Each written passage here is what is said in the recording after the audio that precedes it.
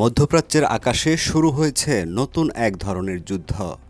মাত্র $20,000 ছোট্ট ড্রোন, আর সেটিকে থামাতে $40 লাখ শক্তিশালী ক্ষেপণাস্ত্র। ইরানের শাহেদ সিরিজের কামিকাজে ড্রোন এখন যুক্তরাষ্ট্র ও তার মিত্রদের জন্য বড় মাথা ব্যথা হয়ে উঠেছে। শত শত ড্রোন একসাথে আকাশে উড়ে গিয়ে আকাশ প্রতিরক্ষা ব্যবস্থাকে ব্যস্ত করে ফেলছে, আর এই কৌশলই বদলে দিচ্ছে আধুনিক যুদ্ধের হিসাব নিকেশ। কেন এত ভয়ঙ্কর এই ড্রোন? কেন এগুলো ঠেকাতে বিপুল অর্থ ব্যয় করতে হচ্ছে যুক্তরাষ্ট্রকে? আর এই উত্তেজনার মধ্যেই কেন ইরানের নিঃশর্ত আত্মসমর্পণ চাইছেন ডোনাল্ড ট্রাম্প? চলুন জেনে নেই বিস্তারিত। ইরানের তৈরি শাহেদ 131 ও শাহেদ 136 সিরিজের ড্রোন বর্তমানে যুদ্ধক্ষেত্রে অন্যতম আলোচিত অস্ত্র। এই ড্রোনগুলোকে অনেকেই উড়ন্ত ক্ষেপণাস্ত্র বলে অভিহিত করেছেন, কারণ এগুলো শুধু নজরদারি নয়, সরাসরি লক্ষ্যবস্তুকে আঘাত হানার জন্য তৈরি করা হয়েছে।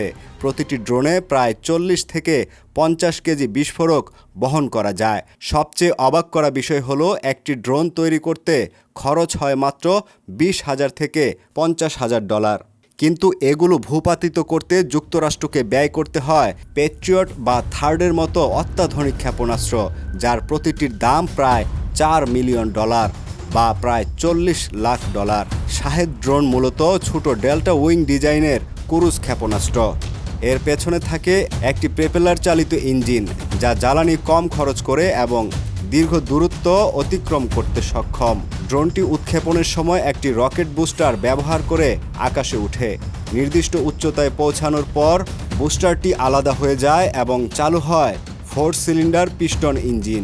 এই ইঞ্জিনের সাহায্যে ড্রোনটি ঘন্টায় প্রায় 185 কিলোমিটার গতিতে উড়ে শত শত মাইল দূরে লক্ষ্যবস্তুতে আঘাত করতে পারে। লক্ষ্যে পৌঁছানোর আগে এটি কিছু সময় চক্কর দিতে পারে, অতঃপর সরাসরি নিচে ড্রাইভ দিয়ে বিস্ফোরণ ঘটায়। শাহেদ ড্রোনের সবচেয়ে বড় শক্তি এর প্রযুক্তি নয়, বরং সংখ্যা। ইরান শত শত ড্রোন একসাথে পাঠিয়ে প্রতিপক্ষের আকাশ প্রতিরক্ষা ব্যবস্থাকে ব্যস্ত করে দেয়। এই সময় বড় ও শক্তিশালী ব্যালিস্টিক ক্ষেপণাস্ত্র দিয়ে হামলা চালানো হয়।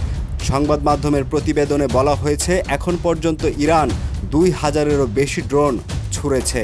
যদিও সংযুক্ত আরব আমিরাত দাবি করেছে তাদের আকাশ প্রতিরক্ষা ব্যবস্থা 90% বেশি ড্রোন ভূপাতিত করতে সক্ষম হয়েছে। কিছু দেশের দাবি এই সাফল্যের হার 96% পর্যন্ত। বিশ্লেষকদের মতে এই যুদ্ধের সবচেয়ে বড় সমস্যা হলো খরচের অসমতা। একদিকে মাত্র কয়েক হাজার ডলারের ড্রোন, অন্যদিকে সেগুলো থামাতে লাখ লাখ ডলারের ক্ষেপণাস্ত্র। এই কারণে অনেক সামরিক বিশ্লেষক বলছেন এটি এক ধরনের অর্থনৈতিক যুদ্ধ, যেখানে প্রতিপক্ষকে অর্থনৈতিকভাবে চাপে ফেলার কৌশল ব্যবহার করা হচ্ছে। এদিকে এই উত্তেজনার মধ্যেই যুক্তরাষ্ট্রের প্রেসিডেন্ট ডোনাল্ড ট্রাম্প কঠোর অবস্থান নিয়েছেন। নিজের সামাজিক যোগাযোগ মাধ্যমে দেওয়া এক পোস্টে তিনি বলেন, নিঃশর্ত আত্মসমর্পণ ছাড়া ইরানের সঙ্গে কোনো চুক্তি হবে না। তিনি আরও বলেন, ইরান আত্মসমর্পণ করলে যুক্তরাষ্ট্র ও তার মিত্ররা দেশটির পুনর্গঠনে সহায়তা করবে। এদিকে যুক্তরাষ্ট্রের ভেতরেও এই যুদ্ধ নিয়ে শুরু হয়েছে বিতর্ক। মার্কিন সিনেটের এক শুনানিতে প্রতিবাদ জানাতে গিয়ে আহত হয়েছেন সাবেক মেরিন সেনা ব্রায়ান ম্যাকগিনিস। শুনানির সময় তিনি চিৎকার করে বলেন, ইসরায়েলের হয়ে যুক্তরাষ্ট্র যুদ্ধ করতে চায় না।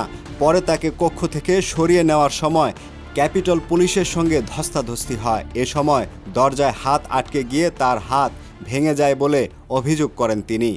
মাত্র কয়েক হাজার ডলারের ড্রোন এখন বিশ্ব শক্তিগুলোর জন্য বড় চ্যালেঞ্জ হয়ে উঠেছে। প্রযুক্তির পাশাপাশি যুদ্ধের অর্থনীতি এখন বড় প্রশ্ন হয়ে দাঁড়িয়েছে। মধ্যপ্রাচ্যের এই উত্তেজনা ভবিষ্যতে কোন দিকে যাবে, সেটি এখন দেখার অপেক্ষা।